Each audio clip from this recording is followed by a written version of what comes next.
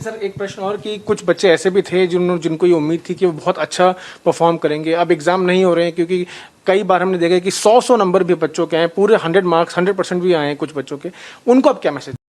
अब बच्चों के सामने सबसे बड़ी समस्या यही आ रही है कि पास तो कर दिया, मार्क्स कैसे मिलेंगे। तो इस वीडियो के अंदर हम यही चीज़ समझने की कोशिश करेंगे कि मार्क्स जो हैं किस बेस पर दिए जाएंगे। इसी के साथ यूनिवर्सिटी में जो एडमिशन होंगे, कॉलेज में जो एडमिशन लिए जाएंगे, क्या वो एंट्रेंस बेस पे होंगे या मेरिट बेस पर होंगे, तो ये भी बहुत बड़ी समस्या आ रही है बच्चों के सामने। इसी के साथ जिन बच्चों ने मेहनत की थी काफ़ी ज़्यादा और उनकी जो पूरी तैयारी थी, वो कह रहे थे कि हमने पूरी तैयारी की है, तो ये क्या इनकी तैयारी बेकार जाएगी? तो इसी को हम इस वीडियो के अंदर एक एक करके समझेंगे। तो चलिए हम पहले समझ लेते हैं इस नोटिस के बारे में। देखिए सीबीएसई ने नोटिस निकाला है, एक तरह से वेल डिफाइंड ऑब्जेक्टिव क्राइटेरिया होगा इनके द्वारा अपनाया जाएगा, जो ताकि बच्चों में किसी भी प्रकार की नाराजगी ना हो, हर किसी को इक्वलिटी के बेस पर उनके मार्क्स जो हैं सही से उन्हें दिए जाएं। तो इसी के साथ चलिए हम इसको समझते हैं। तो यूनिवर्सिटी में एडमिशन के लिए मनीष सिसोदिया अपनी राय रखते हैं कि इस प्रकार से आकलन होगा यूनिवर्सिटी कैसे बच्चों को एडमिशन के लिए अप्लाई करवा सकती है। तो देखिए क्या कहते हैं मनीष सिसोदिया, तो चलिए इन्हें सुन लेते हैं। हो जाएगा क्योंकि बच्चे की मार्कशीट तैयार होगी और मेरा अपना मानना है कि 3 घंटे की परीक्षा के बेस पे जो आकलन होता था वो फेयर नहीं होता था। ये कोरोना काल में एक समय आया है, क्राइसिस में अपॉर्चुनिटी है कि हम बच्चे का पिछले 3 साल 4 साल की परफॉर्मेंस के आधार पर मूल्यांकन करें कि उसने किन परिस्थितियों में क्या काम किया, कितने एग्ज़ाम दिए, हर एग्ज़ाम में उसका क्या परफॉर्मेंस रहा। ये बच्चा 12 साल से हमारे पास में है, ये कोई अचानक तो आया नहीं है। तो 12 साल में से कुछ पिछले वर्षों के उसके पूरे ओवरऑल परफॉर्मेंस के आधार पे अगर हम बच्चे को जज करते हैं तो ये मूल्यांकन का सही तरीका है और यही तरीका लेके एक मार्कशीट बनेगी।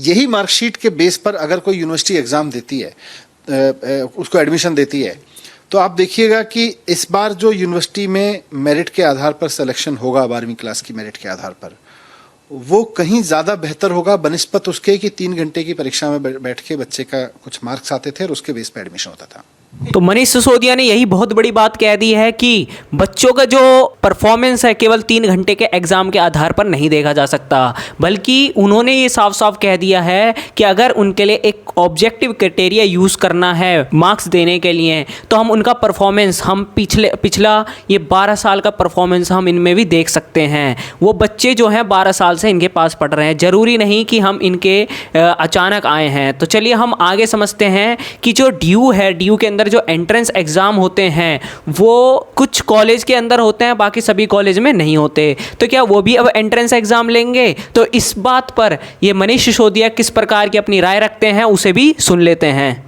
नहीं, मुझे लगता है अगर मूल्यांकन ओवरऑल मूल्यांकन हो रहा है तो ये मेरिट पे कोई दिक्कत नहीं है। और एक ऐसे समय में जब एग्ज़ाम कैंसिल करने की बात हो रही है और एग्ज़ाम कराए जाने की संभावना नहीं है, ऑफलाइन एग्ज़ाम, वैसे में फिर से अगर हम एंट्रेंस एग्ज़ाम की बात करेंगे तो ये तो और दिक्कत होगी। जो यूनिवर्सिटी पहले से मेरिट के आधार पे काम करती रही है वो मेरिट के आधार पे एडमिशन ले ले। जो यूनिवर्सिटी एंट्रेंस एग्ज़ाम पे चलती रही थी, जैसे जेई या नीट की हम बात करें, उनके लिए एक चैलेंज है, तो वो थोड़ा रुक सकते हैं या मेरिट के आधार पर जा सकते हैं।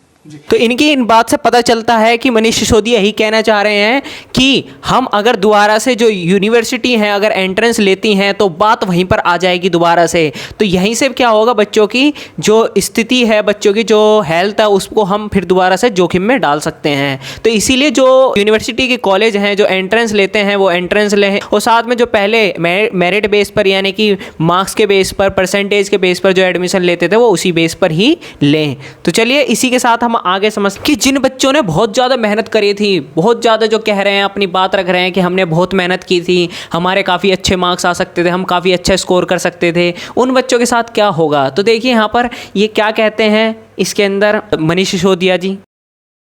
अच्छा परफॉर्म करेंगे, अब एग्ज़ाम नहीं हो रहे हैं क्योंकि कई बार हमने देखा है कि 100 नंबर भी बच्चों के आए, पूरे 100 मार्क्स 100% भी आए हैं कुछ बच्चों के, उनको अब क्या मैसेज देना चाहिए? मैं उनको ये मैसेज देना चाहूँगा कि there is nothing like last chance.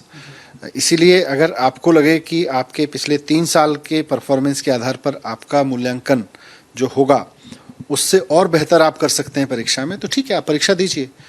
और मैं मान के चलता हूं कि 15 से 20% बच्चे परीक्षा देना चाहेंगे, तो उनको ऑप्शन खुला रखा गया है। तो मनीष सिसोदिया ने साफ साफ कह दिया कि जिन बच्चों ने मेहनत की है ना, तो उन्हें डरने की कोई ज़रूरत नहीं है। आप दोबारा से एग्ज़ाम दे सकते हो 2-3 महीने बाद, जब स्थिति अच्छी हो जाएगी तो आप आसानी से एग्ज़ाम दो, और अगर आप अच्छा परफॉर्मेंस करके आते हो, अपने अच्छे मार्क्स अचीव कर सकते हो, तो कोई दिक्कत नहीं। तो यहाँ पर साफ साफ मनीष सिसोदिया ने ये कह चुके हैं। तो अब इसके बाद आती है हमारे कंक्लूजन की, कि भाई इस न्यूज़ से क्या कंक्लूजन निकलता है, क्या मार्क्स किस बेस पर होंगे, एडमिशन किस बेस पर होगा। तो चलिए इसको भी हम अपने अनुसार समझने की कोशिश करते हैं। तो सबसे पहले मैं बता दूं कि हो सकता है कि जो CBSE है आपको मार्क्स जो है इंटरनल असेसमेंट के बेस पर दे, या आपने जो टेस्ट दिए हैं या प्री बोर्ड दिए हैं, जो भी आपके छोटे मोटे जो टेस्ट भी हुए हैं ना, उन बेस पर भी मार्क्स दिए जा सकते हैं। तो आप इस चीज़ को ध्यान रखना। अब बात आते हैं जिन्होंने अच्छा परफॉर्मेंस नहीं किया था, तो उनके साथ क्या होगा। तो वहाँ पर क्या हो सकता है, टीचर आपके साथ कंसल्ट या कुछ बात कर सकते हैं, आपसे कुछ किसी प्रकार का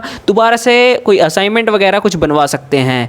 तो आगे हमारी इसी के अंदर बात आती है कि कॉलेज में एडमिशन, जो कॉलेज के अंदर एडमिशन जो होगा ना, वो मैं बता सकता हूँ कि आपको 50-50% पे कह सकता हूँ कि एंट्रेंस हो सकता है और मेरिट भी हो सकता है। दोनों में से 50-50% हम बात कह सकते हैं। जब अगर इसको एंट्रेंस होगा, अगर ये एंट्रेंस करवाता है यूनिवर्सिटी, तो इसमें एक बात ज़रूर होगी कि हम दोबारा से बच्चों को जोखिम में डाल रहे हैं। तो यहाँ पर थोड़ी बात मेरिट पर भी आ जाएगी। तो इसी के साथ देखिए जो हमारा जो सबसे बढ़िया कंक्लूजन यही निकलता है कि जो बच्चे एग्ज़ाम इस मार्क्स से सेटिस्फाई नहीं होते, मार्क्स जो इन्हें मिले हैं, तो वो दोबारा से एग्ज़ाम दे सकते हैं, ताकि वो अपने अच्छे मार्क्स अचीव कर सकें। उन्हें अपने ऊपर भरोसा है। तो इसी के साथ हम इस वीडियो को यहीं ख़त्म करते हैं। ये न्यूज़ अच्छी लगी, आप इसको शेयर करें अपने फ्रेंड्स के साथ, ताकि उनको भी इस इन्फॉर्मेशन के बारे में जल्द से जल्द जानकारी प्राप्त हो। Thanks for watching.